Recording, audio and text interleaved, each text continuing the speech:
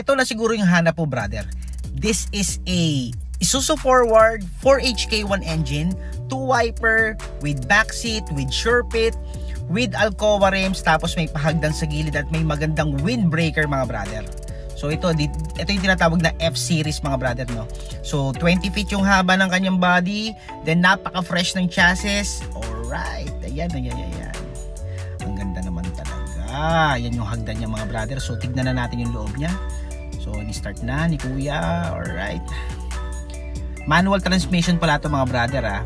So ayan. So nasa 400,000 na yung mileage. It's normal para sa mga truck na mataas yung mileage mga brother. With backseat, napakalinis ng kanyang ceiling. Ayan, ganda. Alright.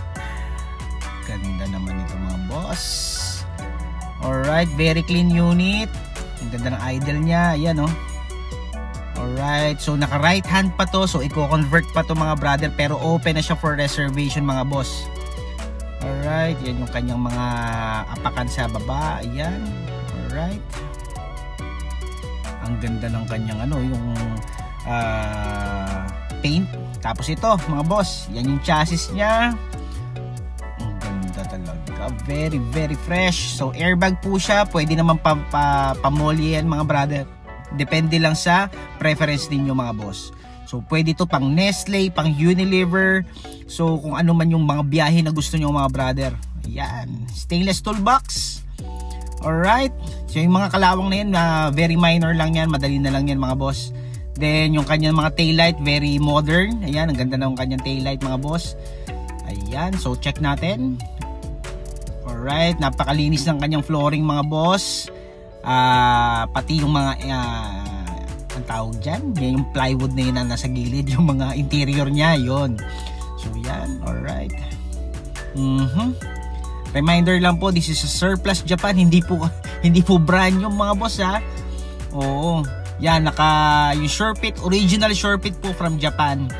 And yung mga side mirror niya, naka-chrome mga boss. Very clean, very very clean mga boss. So merong toolbox dun sa harap, may toolbox din sa dun sa likod mga boss, no. Yan, airbag, Alcoa rims, very guwapo mga boss. Ayan. Yan, may spare tire, syempre hindi naman po pwedeng wala. So pag inuwi nyo to mga boss, meron po siyang jack tie wrench and yung mga basic tools, early warning device. So yun, ganun mga boss. Alright, check natin yung engine. Okay, sound check tayo sa engine. Okay, goods. Then this is a 4HK1-9 yung series ng kanyang engine mga boss. This is a turbo engine mga boss, ano. So kung mapansin nyo, this is a forward. Nakasanayan natin mga forward, naka 6 cylinder po.